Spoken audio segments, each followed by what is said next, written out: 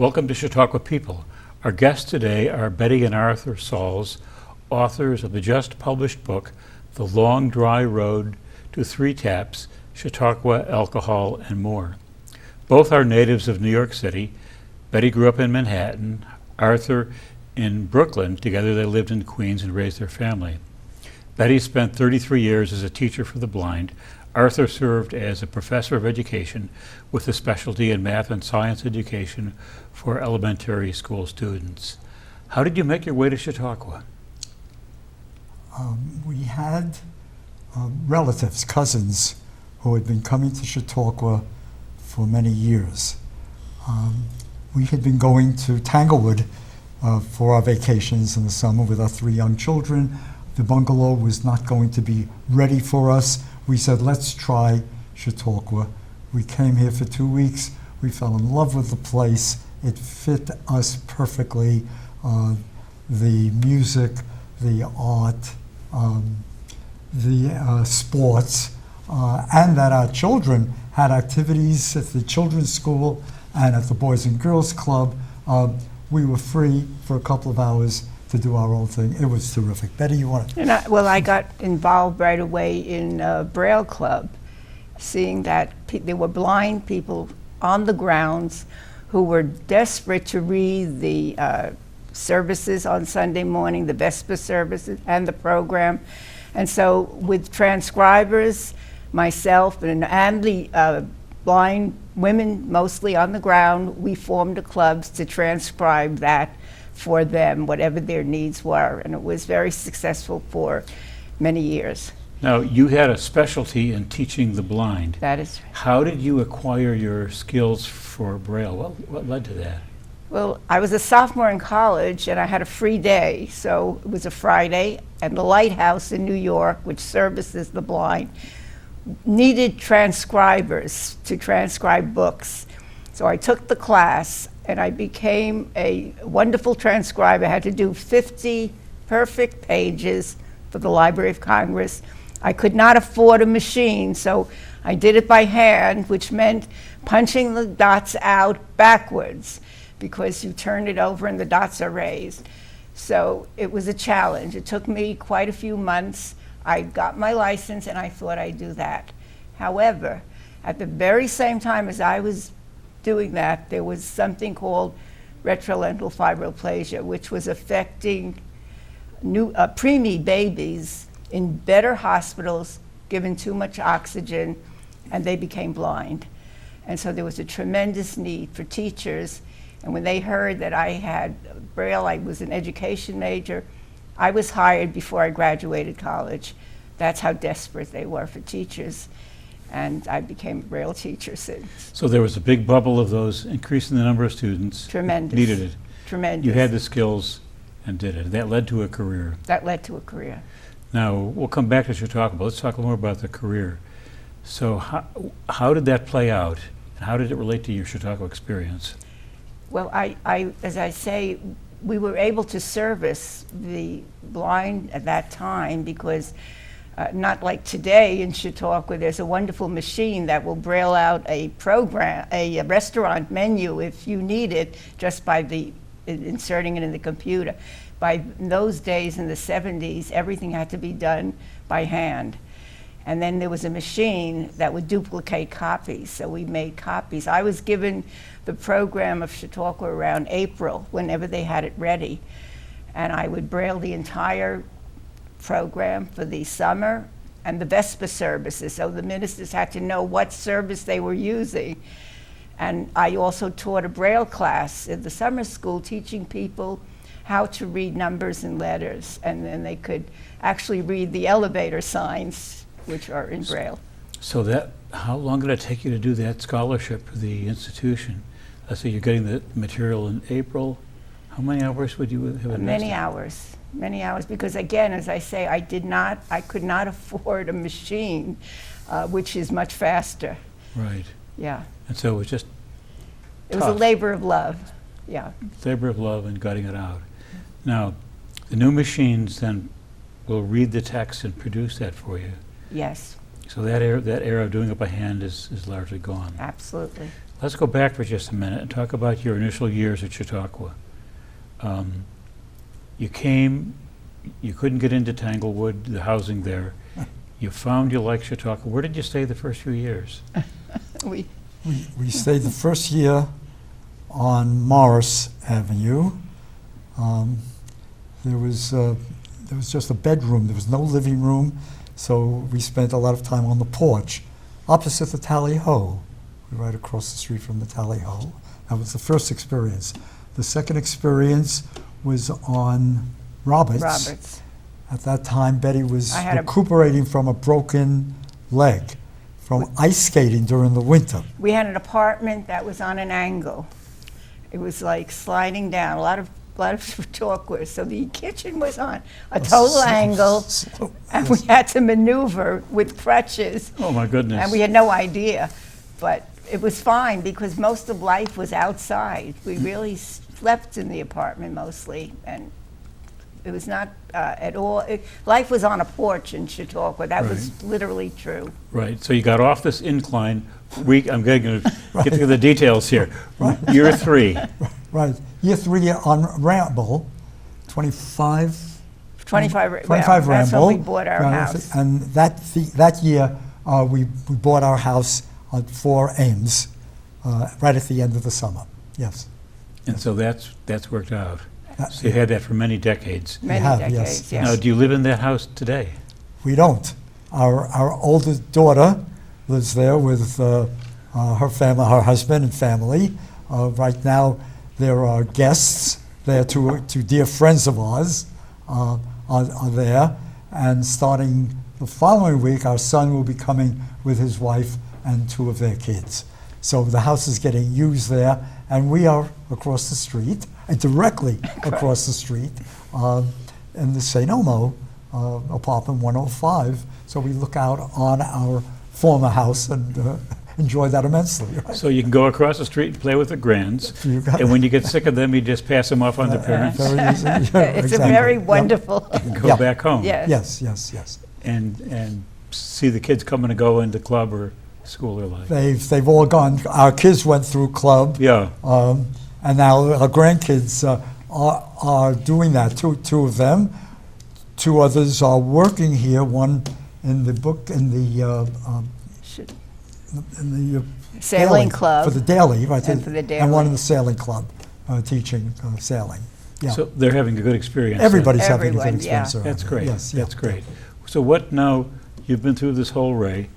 What are your current favorite activities at Chautauqua? I'm doing a lot of walking.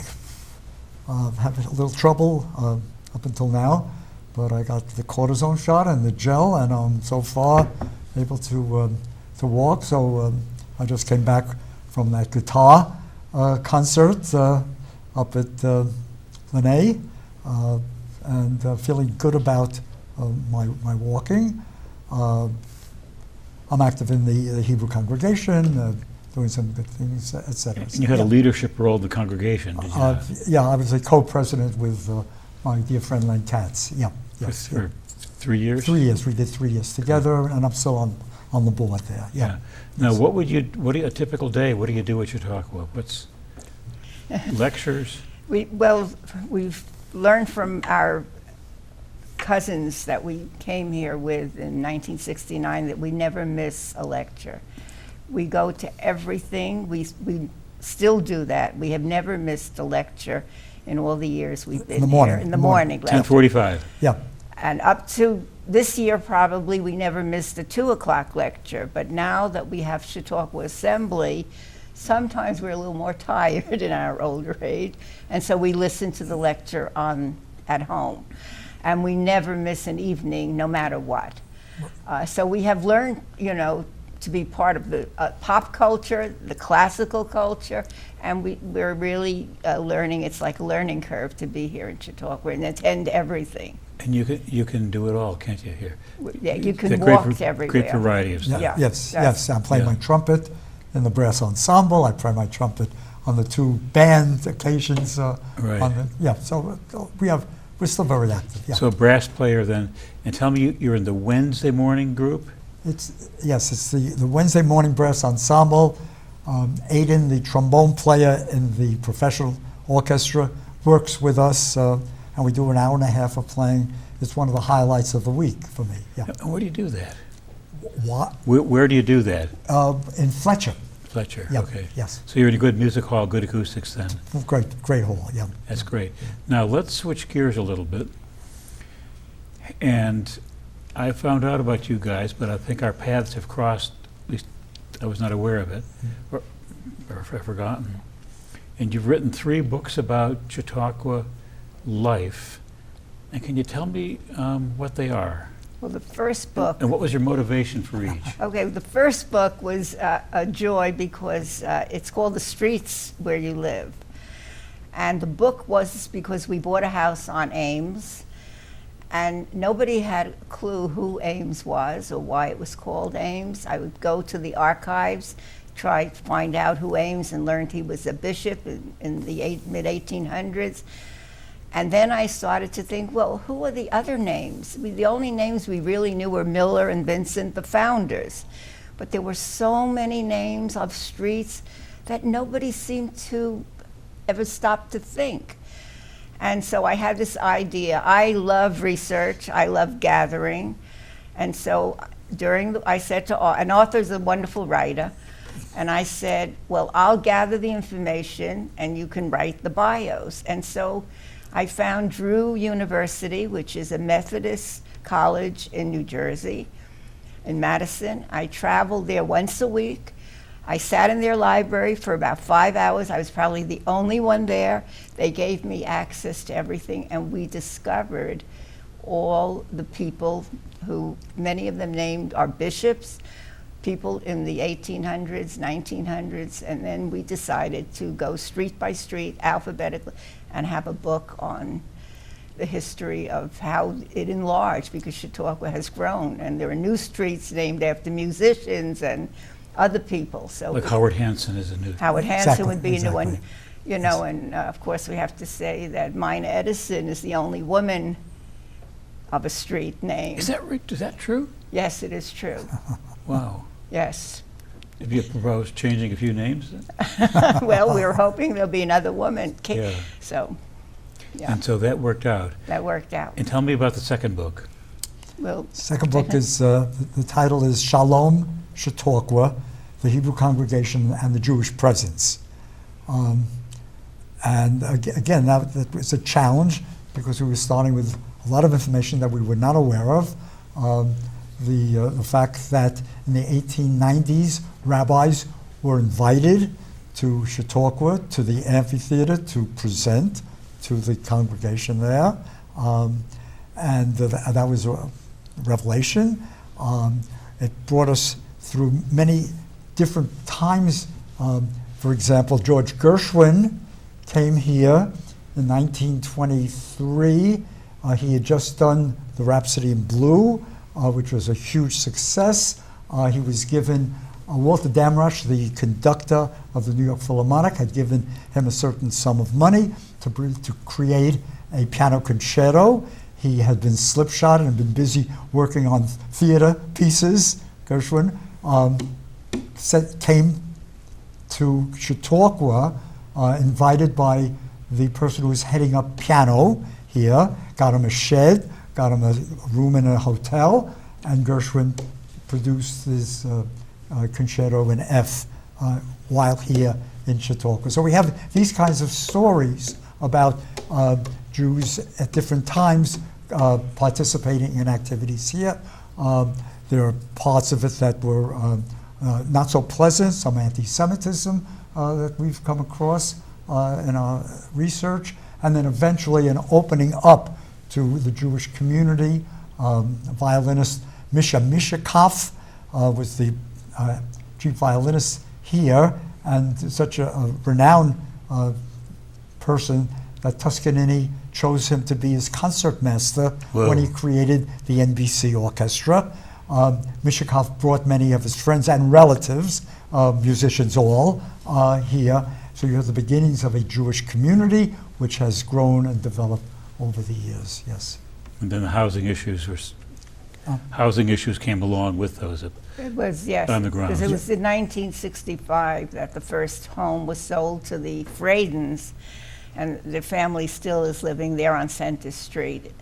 And from then on, it became easier to purchase homes and Yes. And so full integration is a major component of the Chautauqua community. yes. Absolutely. Yeah. Yes. Yes. Now, let's switch gears one more time. Yeah. The fun book. The fun, that's the fun one. Tell me how you came to write a book on alcohol at this abstemious Chautauqua institution. Right. Well, you know, Chautauqua started as a Methodist Right. and very dry community. Completely dry. Completely dry up until 2006. So we have been here since 1969, so we actually have seen the changes in the last 15, 20 years. And we were here when the second book was finished and COVID had just started, and our children were worried about us and knew we would be sitting home far away from them. They live in different states. And they said, you need to have a new book. And we said, we don't know what to write about. And someone just said, alcohol, look at the changes. And we said, yes, that would be interesting because we don't know very much of what was happening here. And so that was, and then they sat around trying to think of titles, and one of them came up with The Long Dry Road to Three Taps and many other funny titles. And once we had a title, we had to start. Do the kids demand royalties? Absolutely. They're all over the place. Right. Exactly. Folks, we gave you the title. They gave us the title, Yes, so we yes. had to do it. Now, tell me a little bit about the abstemious years and what the role the bishop had forming Chautauqua's. Well, you should talk about the beginnings, Law and I'll. about this. Well, Yeah. it was really clear cut. The Bishop Vincent, we're talking about Vincent and Mella. Yeah. Both were serious Methodists, Mm-hmm. and Methodists did not drink alcohol. So there was never any question right from the beginning that this would be a dry community. And it was a dry community, although if you look at the last chapter in our book, we have one story after another about how people very carefully and cleverly evaded the authorities and were able to somehow imbibe alcohol, but it was always done surreptitiously. But one story is funnier and cleverer than the next. I gotta be the historian here. Let's go back, talk about the WCTU, and we'll get to the funny part. Okay. We'll go out on a good laugh here. What was the role of the WCTU? How did that relate its formation to Chautauqua? I never knew about this until we talked yesterday. Yes, and we didn't know about it either. The wonderful coincidence of the Women's Christian Temperance Union and Chautauqua starting both in 1874. So we know why Chautauqua was started, an attempt to improve Sunday school education. But the reason why the WCTU got started was that the year before, a major temperance leader, D.O. Lewis, was going around from church to church encouraging women to take an active, very active role in temperance. And it was in this area, yeah, Fredonia, Jamestown. Yes, so We're he- talking about the surrounding area. Yes, so he goes to the church in Fredonia, and he talks to them and urges them to get involved. And sure enough, the next day, the women meet in the church, and at 12:30 leave the church and walk around Fredonia from saloon to saloon, Oh my goodness. demanding that the saloon keeper shut it down. They're praying, they're singing, they're carrying on, and it begins in Fredonia. The next day, D.O. Lewis speaks in Jamestown, and exactly the same thing happens in Jamestown. The women come out of the church, go from saloon to saloon, and demanding. this movement starts in this area of town, Fredonia and Jamestown. It spreads to Ohio, to Pennsylvania, and then throughout the whole eastern part of the United States. And the statistics are amazing. 31 states are involved, 900 communities with 50,000 women out there in community after community, going in, praying, kneeling, demanding that the saloons be closed. They are successful in some cases. In other cases, they're thrown out of the saloon. But the feeling is that these women are so dedicated and take on the name Crusaders. Mm-hmm. And they become the Crusaders for temperance here. And then the story continues. How does it hook in to Chautauqua? So in 1874, Betty will continue this story. 50 women come to this first Chautauqua assembly. How many women? 50, about 50 Okay. women must have known they were going to be here. Crusaders. Crusaders. This was a teachers' education assembly with Reverend Vincent and Lewis Miller in charge. And they gather here. They were not interested in teacher education. And I love when we heard the description of the women. These were women, many of them, 2 of them were professors in colleges, some were editors, some were, one was actually Lewis Miller's sister-in-law, Emily Huntington Miller. She was a writer. They gathered and they asked Vincent for permission to talk. And they said it was about temperance. And of course, Vincent, being a temperance man himself, said yes. And they had an address to the people there saying they'd like to form a national organization. And they set a date. And in November of 1874, the Women's Christians Temperance Movement Union started.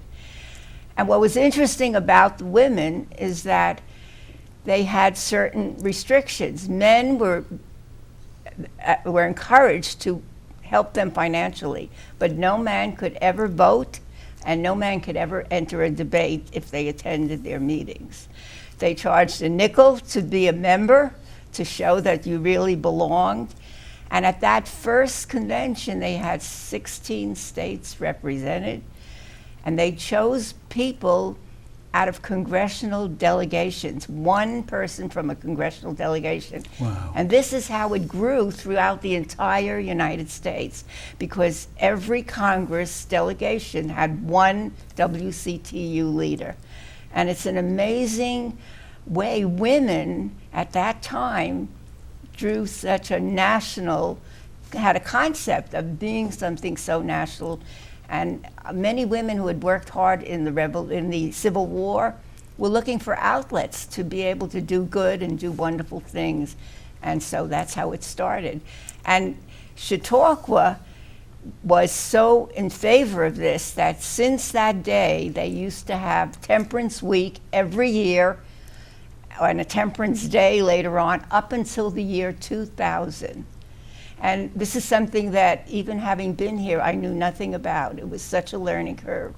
So it's an incredible connection with Chautauqua. And they had a WCTU house, did they not? They had a house. Well, at the first meeting, they had elected president, and the secretary, corresponding secretary, was Frances Willard, which is a name we learned a great deal about, and someone my husband fell in love with, I have to say, and I'll let him tell you. Darling woman. Absolutely darling woman. She becomes president of the WCTU in 1879, Mm-hmm. and is president for the next 20 years leading up until her death. She was a major force in the temperance movement, but also a major force in the drive for the ballot. She had this very strong belief that the way you protect the home and protect children is to have women, enable women to vote on issues that pertain directly to the home and to children. So suffrage and temperance were related. And she puts that together, yes. And actually, in the early years, the WCTU did not want to move ahead in that direction. She demanded it and made it happen. So it moves ahead for the 20 years as president, that movement, and then something called the Do Everything movement, where the WCTU takes on the major concerns, social issue concerns of the day, like nursery schools, like schools for young women who are perhaps moving in the wrong direction, and trying to give them a home where they feel comfortable. A concern for what they called the consent age, which in most states at this time was below the age of 10. Whoa. The WCTU fought, and except for a few southern states, got it up to the age of 16, which made a whole lot more sense. So you name the issue, and the WCTU was moving in the right direction, calling for equal pay for women working alongside men. This is very radical and very early on. So she is a force and a superb leader. And at the time of her death, 20 years later, she is thought of as the most significant, important woman of the 19th century. And then, So much so that in Statuary Hall in the Capitol, there are statues from every state representing somebody of note. And Frances Willard was from Illinois, which you would think at that time, this was in 1905 when the statue was put up, from Illinois, you would think, coming to mind from Illinois, they would come up with Abraham Lincoln. I mean, that was, but they didn't. The statue there is Frances Willard, and she is the first woman to be put up as in that hall. So it's quite something as to her reverence and the way that people thought about her. And in Chautauqua, the connection was when they had the Jubilee year in Chautauqua, which was 1924, they announced at their convention that the next year in Chautauqua they were going to open up a Frances Willard House in her memory. And it was a major, major event. And it lasted for over 20 years. And with the house came a fountain. If you go to Chautauqua, there's a beautiful fountain nearby, because the WCTU, with the encouragement of Frances Willard, thought fountains should be placed all over the United States, in parks, in cities. And so men who, instead of having to go for a drink, would take the cup and be able to have fresh water. Water was a problem in those days, so really good drinking water was important. So she became, known here in Chautauqua long after she died. Right. Yeah. Right. Now tell me how this all led to passing of Prohibition. That's yes. a story. Yeah, the WCTU was never able to create Prohibition. The organization that did do that was the Anti-Saloon League. And the person who was most responsible for the creation of Prohibition was Wayne Wheeler, a very sagacious and clever person capable of wheeling and dealing with congressmen and senators and bringing them along to his side of looking at the issue of Prohibition, either cajoling them or threatening them. And the threat was, if you don't come on board with us, we're going after you, and you will not have that position of congressman the next go around. So a very powerful figure, and gradually there's a shift in the population's view of the problem of drinking and alcohol. And in 1920, they are able to get an amendment. It was very difficult to get an amendment to the Constitution. It required 2/3 of each house of each state voting for the amendment, and when that gets passed, ratified by 3/4 of the population of each state. So it was set up to make it difficult, and Wayne Wheeler pulls it off. And in 1920, the Prohibition Amendment is finally ratified by 3/4 of the states and becomes the law of the land. And in the early years of Prohibition, there was a reduction in the amount of alcohol that was being consumed. There was a reduction in men in prison, of fewer crimes being committed. It looked like the country was moving in a very positive direction. And that turned shortly after those first few years. People they did not want near beer, they wanted real beer. They wanted real alcoholic drinks, and the gangsters moved in. What did the gangsters do? Well, the gangsters found that Canada was producing a huge amount of alcoholic beverages. So it was just so easy for them to run the bottles of alcohol down the Detroit River or out to sea, 2 miles out to sea, and then bring it inland. And it became the trucks, special trucks that had secret compartments, so the crates of alcohol could be hidden there. And one would have expected a response from law enforcement, but in many, many cases, law enforcement had been bought off. So it became very simple, and enormous amounts of alcohol were flowing into the United States and into the speakeasies, and the gangsters were setting this thing up. A lot of violence between gangsters from one group to the other, vying for getting the booze into their speakeasies, et cetera, et cetera. And that lasted for 4 years, and Canada and the United States then reached an agreement and really stopped the flow of all that alcohol.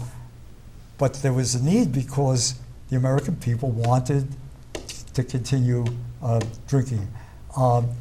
And on an island called St. Pierre, up near Newfoundland, which was a French island, and that became the source for the rest of the period from around 1924 until the end of Prohibition, for the flow of enormous quantities of alcohol down the Atlantic Ocean, and then with rum runners, these fast boats that would carry all the booze inland to be consumed at speakeasies that turned from being just dispensing alcohol with bands and dance floors, and became a very, very popular source of entertainment.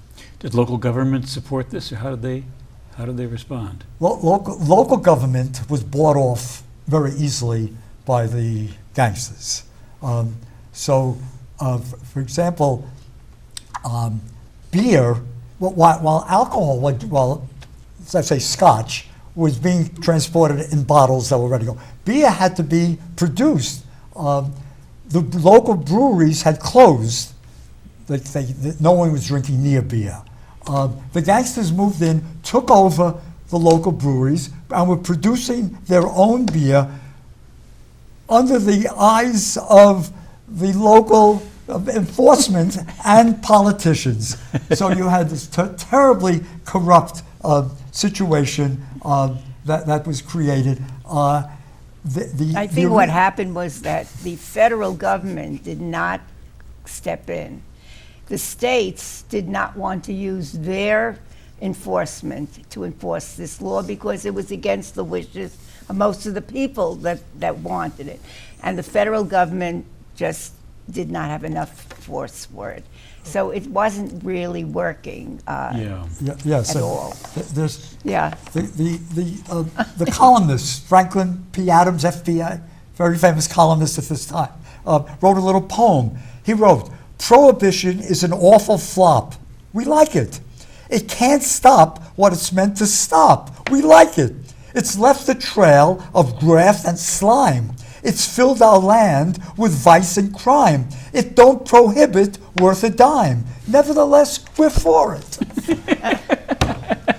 And it sums up Yeah. the You bet. situation. So let's talk for a little bit about Chautauqua, and then we'll talk about your book, and then we're gonna go out of here with a good Yeah. laugh. Yeah. So Chautauqua, Was dry, and when we bought our home in 1971, we got a deed. And when we looked at the deed, it said that of course you can't buy alcohol, but it also said you could not have alcohol in your home To to use. use. Yes. And the next clause said, if you break this law or any law, the authorities could come and take your home away. We were petrified. And, Friday night we do have a little wine for our service, and we would put it on the bottom of the floor and close the blinds, and we're frightened that anybody might see that we were having this much wine. And then as the years went on, we got a little braver. So if we were on the porch with our friends, because we heard many of the official people were drinking, the bottle was always underneath on the porch. Until this day, it's very hard to put a bottle on the table on a porch. However, it took till, and we did a lot of research on this, 1996, somehow the word in use disappeared from the deed. Until this day, we cannot find out who gave the authority for that. Nobody is taking credit. We assume We assume it's the Board of that Trustees. the Board of Trustees But could we have been have the only not- organization Yeah. that would, justify that kind of change. Okay, but that was 1996. Yes. Then in 2006, it was decided to have wine and beer served in the restaurants, and they thought that would encourage, business to come, weddings, other things. Chautauqua has grown gradually, so that was 2006. 10 years later, 2017, they passed the law to have spirits. They didn't call it alcohol, spirits were permitted. And then they had a fair. I don't know if you remember, on Vesta Plaza, week 9 was a food and wine fair in 2017. They had to pass another law saying in Vesta Plaza only, and there was a sign, no alcohol beyond this point. You would get a little glass, very nice little glass, and you would go from winery to winery, and you could taste the wines of the local area. So this is how it gradually came. And also you have restaurants. So the big Athenaeum, the Heirloom Restaurant, is now have a big bar, open bar. We have 2 Ames right next to us, serving the Intermezzo, Tally-Ho, and that's how it's changed. right. Yeah. So we are out of time, but these guys always indulge me. And what I'd like to do would be to hold up the book and let me challenge, there's some very funny stories in the back. Could you each share paraphrase your favorite story? Or if need be, read the story? Go ahead, Ben. My favorite story is Bob the usher. He was working as a bellhop in the Athenaeum. And in the Athenaeum in those days, they didn't have a telephone, but if you rang twice from a room, it meant the bellhop was to bring ice. At 4:30 in the afternoon, every room was ringing for ice. and all the bellhops were going from room to room delivering, but what they said was people were so embarrassed that they had to come up with an excuse. So they either had a headache and needed ice, or they were hot and they wanted it in the bathtub because the water wasn't cold enough. And one after another told these bellhops why they needed to have ice. So that was that time. You're up, Arthur. Arthur. Well, this is from Linda and Alan Nelson. We hear that a local farmer used to deliver milk to many Chautauquans with his horse and straw-filled wagon. Apparently, he not only sold the bovine product, but also the finest liquid refreshments from his still in the woods, which had been pre-ordered the week before. All those milk cans just look alike. Right. Yeah. That's Folks, exactly. we are out of time. Yeah. This has been so much fun. And you got to give me your deal, your consent, Next time you publish a book, let me know what's coming, and let's come back and have some more good laughs. Thank you so very That's much. terrific. Thank you, thank you.